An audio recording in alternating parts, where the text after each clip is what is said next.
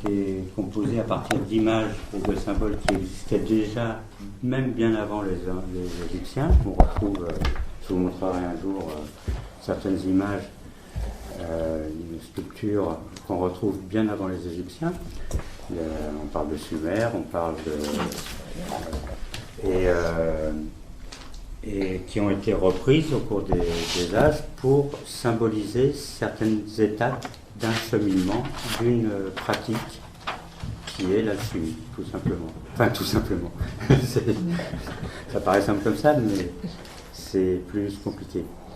C'est pas très compliqué. C'est plus compliqué parce que pour rentrer dedans, et c'est ce que j'essaye de faire, pour rentrer dedans, il faut pas aborder ça d'une façon ludique. Il faut s'investir. Je dis ça sérieusement, moi ça fait plus de 30 ans que je suis réellement dedans. Je me suis investi dedans, à tous les points de vue. Et donc on acquiert au bout d'un temps, on acquiert une autre façon de penser, une autre façon de voir les choses. Non seulement de voir, mais de les vivre aussi, les choses. Donc c'est ça l'important. Si on ne rentre pas là-dedans, on peut pendant très longtemps rester à la surface sans en retirer le bénéfice que ça peut apporter.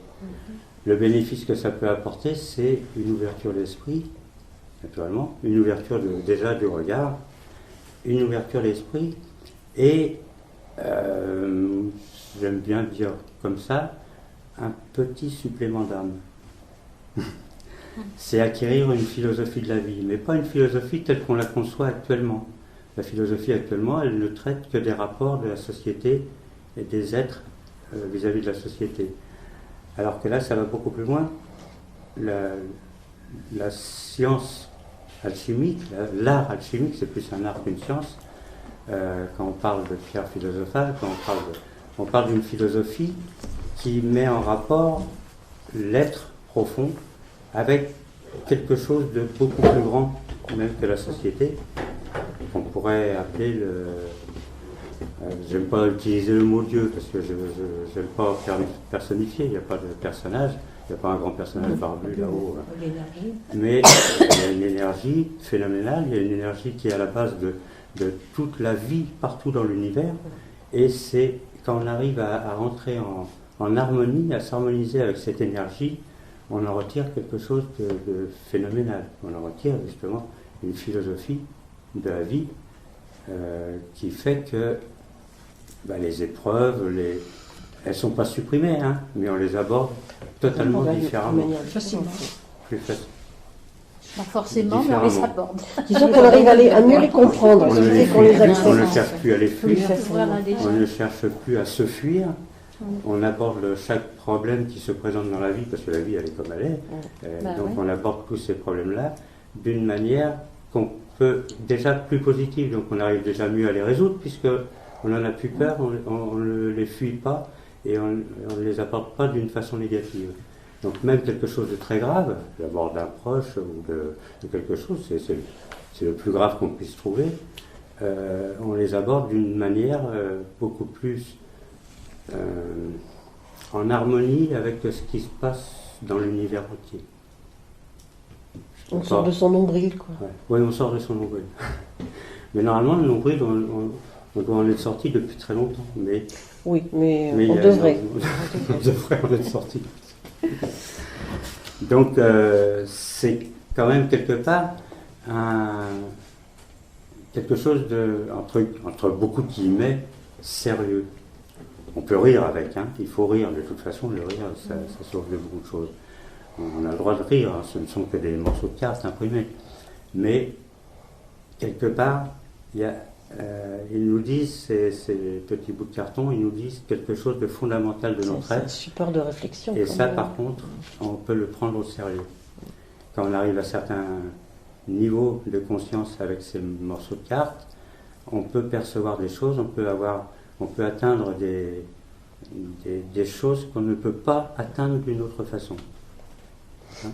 Enfin, d'une autre façon. Il n'y a pas que le tarot, il y a l'astrologie, il y a la méditation, il y a la prière pour certains, il y a la foi pour d'autres. Si elle n'est pas enfermée dans des carcans, la foi c'est quelque chose de très beau. Hein, si elle est libre, si c'est une foi laïque, pour ainsi dire, il y a une foi laïque, il y a une mystique de la laïcité, qui est justement la reconnaissance de l'interaction des individus dans une société et au-delà de la société sur la planète entière. Donc ça c'est très beau. Actuellement ce qu'on voit c'est que les religions ne jouent plus leur rôle tout à fait, puisqu'elles ont tendance plutôt à rétrécir le champ de vision plutôt qu'à l'élargir. Ce qui est dommage puisque leur fonction c'était justement de mettre en communication l'être avec l'ensemble du cosmique, l'ensemble de l'univers.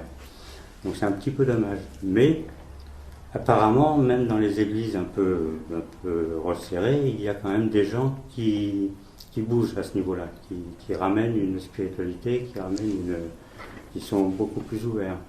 Il y a des reconnaissances entre les diverses religions qui font qu'on peut penser qu'il y a des ouvertures qui se créent et qu'on va peut-être vers une religion universelle de tolérance. En général, la spiritualité est plus ouverte que la religion.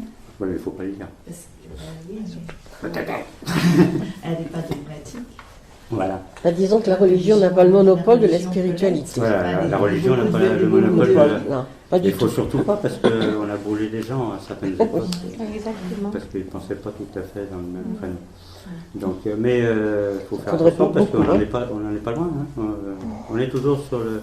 On est à une période charnière, donc on est à une période où le pire comme le meilleur peuvent se passer. Donc justement, alors, en parlant d'alchimie, un petit peu, puisqu'on commence, hein, en attendant les derniers, on s'est aperçu depuis très longtemps que quand il y avait des périodes charnières comme ça, où on était vraiment sur la tangente entre le pire et le meilleur, il réapparaissait toujours un personnage, ce fameux Hermès. Voilà. Hermès, c'est un symbole, c'est un archétype. Hein. C'est pas un personnage réel, ça n'a jamais été un personnage réel. Ça a été toujours considéré comme une divinité ou un archétype. Donc Hermès, qui est associé à Thoth chez les anciens Égyptiens et à Mercure chez les Romains, Hermès intervient toujours aux époques charnières. Il est déjà intervenu à plusieurs reprises au cours de l'évolution de l'humanité. Et là, apparemment, il refait une percée. On entend beaucoup parler d'hermétisme, on réentend beaucoup parler d'hermétisme depuis quelques décennies. Et on se intéresse beaucoup à ce personnage, à cette entité Hermès. Donc je vous conseille, il y a des très très bons sites qui en parlent. Faut simplement faire attention parce qu'il y en a aussi des très très mauvais. Donc faut déjà aller trier. Mais il y a des très très bons sites qui parlent d'Hermès. Et il y a des très très bons écrivains actuels qui parlent d'Hermès. Donc j'ai pas pris de référence, mais je vous en amènerai. Peut-être que j'en ai pris d'ailleurs. Des ouvrages sur l'hermétisme. Il ne faut pas oublier qu'on dit que cette divinité, Hermès, qui est à la limite qui est l'ancêtre des dieux, est le créateur de l'écrit, de la parole, du verbe. Donc c'est le créateur de la communication. Et on est justement dans cette ère de communication. L'ère du Verseau, c'est l'ère de la communication. Alors, est-ce que j'avais pris des références?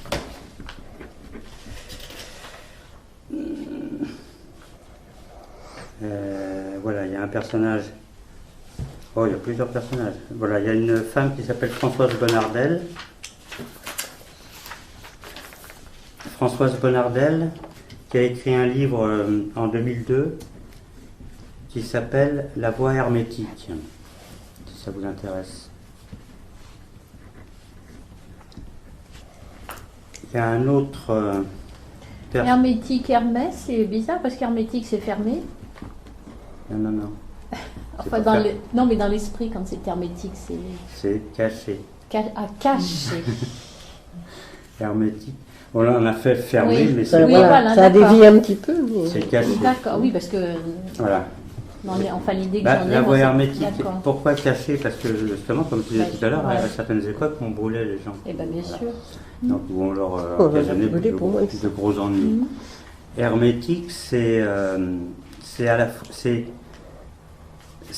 révéler en voilant, D'accord. révéler en cachant.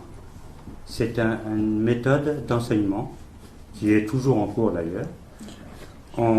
Par certains mots ou par certaines tournures de phrases, on dit quelque chose, mais on ne le dit pas ouvertement. C'est à celui qui l'entend De le traduire. de faire l'effort de venir chercher. C'est là l'origine du langage des oiseaux. J'allais le La langue dire. des oiseaux, voilà. La langue des oiseaux. Mais c'est aussi, alors de Hermès et de hermétique est sorti un terme qui est très important, qui est l'herméneutique. Herméneutique. L'herméneutique, c'est l'art de la traduction, de la réflexion et à partir d'un texte, à partir des paroles qu'on entend. Oui, ce qui est caché en quelque sorte. C'est l'art d'aller chercher ce qui est caché, Voilà. mais pas ce qui est caché dans le texte, ce qui est caché en nous-mêmes. Ah, Et c'est l'art d'interpréter l'herméneutique, d'accord. l'art de traduire et d'interpréter. Donc vous voyez, c'est important puisque toute la communication, quand on parle d'a priori, par exemple, on aborde une information, mais on a déjà Une idée préconçue. sur D'accord. l'information. Donc là, on est dans le faux, Et oui, puisque On peut l'information pas apporte entendre. beaucoup plus bien sûr. que ce que nous, on peut traduire dans l'instant. D'accord. Donc si on arrive petit à petit à s'ouvrir suffisamment pour se débarrasser de ces a priori et de prendre l'information pour ce qu'elle est, de l'information, à partir de là, on va faire un travail de décryptage de cette information. Et on va trouver des choses dans cette information qu'on n'aurait pas trouvées si on l'avait jugée D'accord. d'emblée avec notre a priori, notre idée toute faite. Donc c'est ça l'herméneutique. Donc vous comprenez qu'on est à une époque où on a tellement d'informations, on est tellement noyé dans un flot d'informations qu'il faut faire preuve d'énormément de prudence et en même temps d'ouverture d'esprit. Excuse-moi, mais ça m'a ramené à un des 4 accords Toltec. Ne jamais faire de suppositions. Voilà, on ne fait pas de suppositions, on va creuser, on va fouiller dans l'information pour en tirer, la substantifique moelle, comme dirait Rabelais et comme diraient d'autres personnes. Donc il y a Françoise Bonnardel, il y a un personnage, c'est un philosophe actuel, Jean Biès, vous avez déjà dû entendre parler de ce personnage, donc il a écrit un bouquin, Les Alchimistes, en 2007. Donc c'est très facile à lire. Il parle de plusieurs personnages historiques. Parce qu'on traite encore les alchimistes de Farfadet, mais bon, Jung se disait alchimiste. Et puis d'autres personnages très actuels, très modernes et très cultivés se disaient alchimistes parce qu'ils avaient saisi cette essence de la pensée, cette essence de la philosophie. Jean, comment tu as dit, Michel? Jean Biès. Ça s'écrit comment? B-I-E, accent grave S. Je l'ai bien écrit. Moi, j'ai carrément mis un Z. Non, Jean Biès. Je ne connais pas, je l'écris comme il faut. Ah ouais. Et donc, il y a aussi un ouvrage de Jung, de 88, qui a été édité en 88, qui s'appelle Synchronicité et Paracelsica. Oula, attends. Tu connais? Synchronicité, ça me parle, mais alors l'autre mot. Synchronicité et Paracelsica, c'est chez Albin Michel en 88. D'accord. Paracelsica. Bon, et puis il y en a plein d'autres, hein, si vous voulez. Mais déjà, avec ces 3 ouvrages-là, vous faites une idée précise de ce que peut être justement ce langage alchimique, ce qu'on en a fait historiquement, parce que ça, de tout temps ça a été dénigré comme quelque chose d'obscur, enfin de tout temps, attention, non, depuis 2 siècles seulement. Ça a été dénigré, démonté, parce qu'il fallait que la science venant s'installer, voilà. L'industrialisation, la mécanisation gagne du terrain. Donc il fallait rabaisser tout ce qui était avant considéré comme science. Donc on a ramené l'alchimie à un art, l'art d'Hermès. Moi je ne suis pas contre, on le garde comme art, c'est aussi beau que science. Petit à petit, les scientifiques reviennent un peu en arrière avec ces histoires de synchronicité, de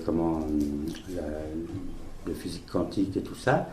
On est en train de revenir en arrière parce qu'on est en train de découvrir justement scientifiquement que le temps n'est pas ce qu'on croyait, que l'espace n'est pas ce qu'on croyait, que la conscience n'est pas du tout ce qu'on imaginait, que c'est pas uniquement un produit du cerveau, voilà. Donc on est en train de redécouvrir tout ça scientifiquement. Donc on va se réintéresser à tous ces vieux grimoires, à toute cette vieille alchimie de sorcière là. On va dépoussiérer, on est en train de le faire, c'est en train de se faire, et on va redécouvrir des merveilles. C'est une connaissance. C'est une connaissance. On va redécouvrir quelque chose de fondamental qu'on connaissait déjà depuis la nuit des temps, mais qu'on avait foutu sous le tapis. Voilà. Donc si ça, alors attention, ça ne va pas se faire en 8 jours. C'est en train de se faire. Ça peut peut-être encore prendre 200 ans. Peut-être un peu moins, peut-être un peu plus. Mais c'est en cours. Si la religion s'associe à ce phénomène de reconnaissance de la multiplicité des... Voilà. Ça vient aussi, je vous dis, à l'intérieur même de la religion catholique romaine, il y a des mouvements de ce genre. Il n'y a pas que des bénis oui-oui. Hein. Non, bien plus. Des gens sérieux aussi qui travaillent. Donc, ça peut se faire. On peut arriver, comme de toute façon, on est au niveau de la mondialisation. Vous voyez, les économies de chaque pays ne dépendent plus que des pays concernés, ils dépendent de la totalité du monde. Le travail c'est en train de se faire. Maintenant, on peut aller travailler. Moi, j'ai la fille de Nadine, elle travaille à Pékin depuis 8 ans. Elle va revenir là en France, mais ça sera pour repartir. Voilà, il y a des échanges au niveau des cultures, au niveau des traditions. Si on arrive à garder en même temps, à conserver les traditions, mais en même temps à savoir les partager et à savoir les faire reconnaître par les autres traditions, c'est gagné. Voilà. On va arriver petit à petit à cette reconnaissance qu'on est tous les mêmes et en même temps tous différents. Et arriver à travailler ensemble, arriver à aimer ensemble, arriver à... Voilà, c'est peut-être une utopie, mais c'est une utopie qui porte le monde depuis des milliers et des milliers d'années. Et elle est peut-être en train de se résoudre là. On est en train de passer à un autre plan de conscience. Voilà. Donc, d'où l'intérêt de travailler avec certains outils qui ne sont pas anodins. Ils peuvent paraître anodins, ils ne sont pas anodins.